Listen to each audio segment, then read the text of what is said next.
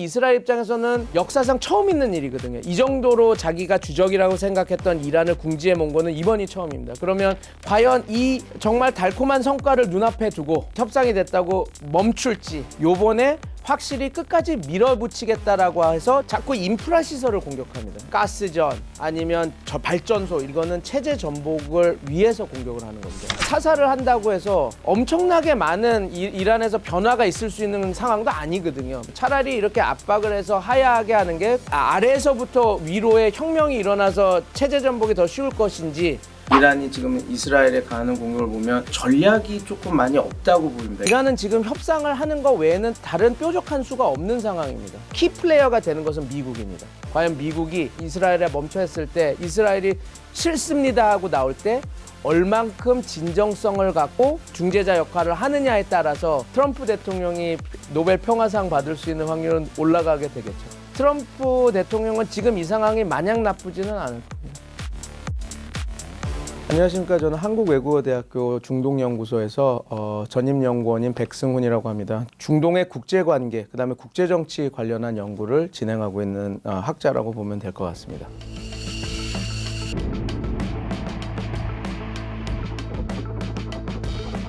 어떻게 보면 이게 좀 여러 가지 층위의 문제들이 복합적으로 작동을 해서 지금 이스라엘의 이란 타격이 벌어진 건데요. 전 세계 세계 핵 기구죠.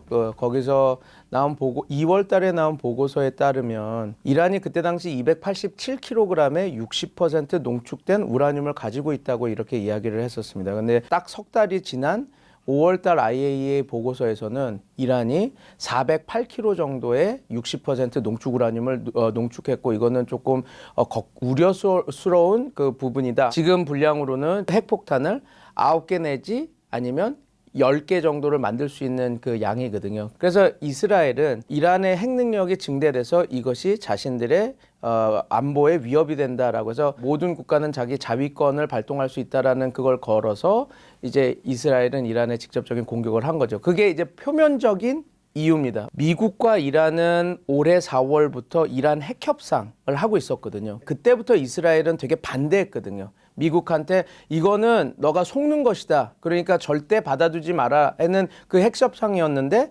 그게 이제 6월 15일 날 진행되려고 했던 그 시점. 또 하나는 6월 달에 지금 프랑스와 사우디아라비아가 유엔에서 의장국이 돼서 팔레스타인을 국가로 우리가 인정했으니까 이번에는 유엔의 회원국으로도 인정을 해주자라고 하는 걸 의제로 다루자 하고 이야기가 진행되고 있던 상황입니다. 그 다음에 내부적으로도 네타냐후가 조금 정치적 고립에 있는 상황에서 이번 그 이스라엘의 이란 공격이 감행된 것이죠. 이스라엘의 가장 큰 주적인 이란을 정말 린치 상황까지 몰아붙이고 있는 거잖아요. 그러면 그런 것들을 확실히 하고, 심지어 그런 자기의 주적의 정권까지 교체할 정도의 성과를 이루면 네타냐후 대통령은 이스라엘 역대 총리 중에서 가장 안보 측면에서는 많은 성과를 이룬 총리가 되는 거기 때문에 뭐랄까 유산을 갖게 되는 것이죠.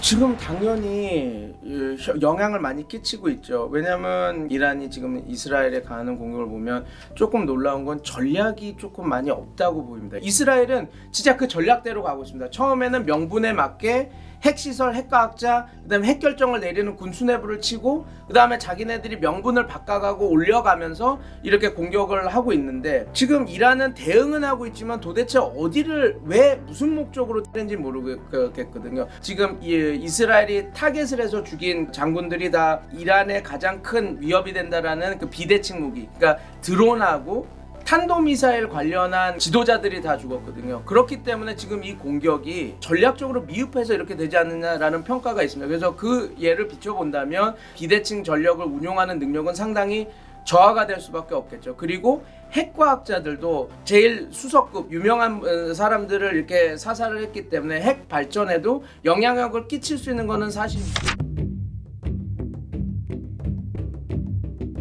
이스라엘의 공격이 과연 이란의 비핵화를 이룰 수 있을까 없을까는 지금 의견이 분분합니다. 왜냐하면 이스라엘의 공격이 있을 때마다 이란은 그 이후에 더 강력한 대비를 마련했거든요. 이란의 대다수 많은 핵시설들이 다 지중화, 벙커화가 돼 있거든요. 특히 포르도에 있는 그 이란 핵시설은 산 아래에 있기 때문에 어떠한 벙커버스터로도 부실 수가 없습니다. 미국의 벙커버스터로도 그게 타격이 가능할까 아닐까는 전문가 사이에서도 의견이 분분하거든요. 뭐 디도스 공격을 이스라엘이 감행했다 이렇게 하는 이유는 벌써 이게 이야기가 나오는 거죠. 이스라엘도 벙커버스터로는 그 일부 시설, 특히 포르도 시설 같은 경우는 그러니까 타격을 할 수 없다라는 걸 이미 압니다. 그렇다고 한다면 만약에 진짜로 정권 교체나 이런 것들이 이루어지지 않는다면 당연히 이란 핵에 대한 그 제거는 점점점 어려운 과정으로 이렇게 갈 수밖에 없는 상황인 것도 사실입니다. 지금 이스라엘 입장은 그런 것까지 생각하기보다는 요번에 확실히 끝까지 밀어붙이겠다라고 해서 지금의 사안이 계속 진행되고 있는 것으로 보시면 되겠습니다. 하메네이를 죽인다라고 하는 것은 지금의 김정은을 죽인 거나 국가수장을 죽이는 거잖아요. 파장이 엄청나는 행위이기 때문에 이스라엘이 아무리 주적이라고 해도 막 그렇게 할 수 있는 거는 아니죠. 그리고 한 예를 들어보면 이라크에 사담 후세인이 죽었을 때 2003년 우리가 그 독재자만 없애면 모든 평화가 구축된다고 생각했지만 그렇게 안 됐죠. 오히려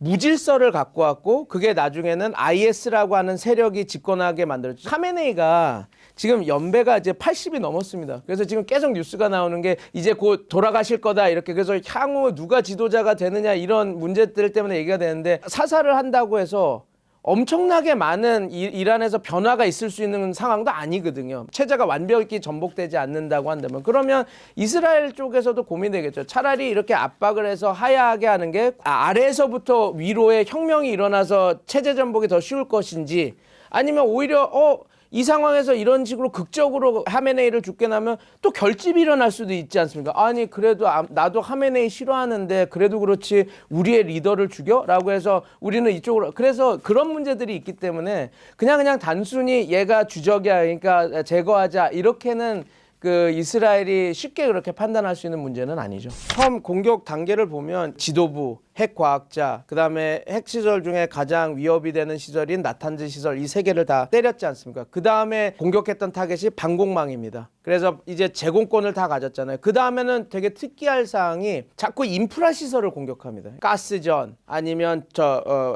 발전소 이런 데를 공격을 하기 시작했거든요. 이거는 체제 전복을 위해서 공격을 하는 겁니다. 지금 당연히 이란 국민들도 여론이 좋지 않은 상황에서 단수, 그 다음에 이렇게 천연가스 공급이 끊기는 상황이 되면 현 정권들에게도 비난의 화살을 돌릴 거거든요. 핵시설이었다가 지금은 실제 이란 국민들이 고통을 느낄 수 있는 그런 곳을 공격해서 하기 때문에 아마 이런 공격들은 계속 증대될 겁니다. 이란 정부는 압박을 받게 되겠죠. 지금 실제로 이란에 제가 아는 사람들 연락해서 되는 사람들은 다 테헤란을 떠나서 군사시설도 없고 약간 그렇게 이스라엘의 타겟이 될 만한 데가 없는 시골이나 이런 쪽으로 다 빠져나가고 있는 상황이거든요.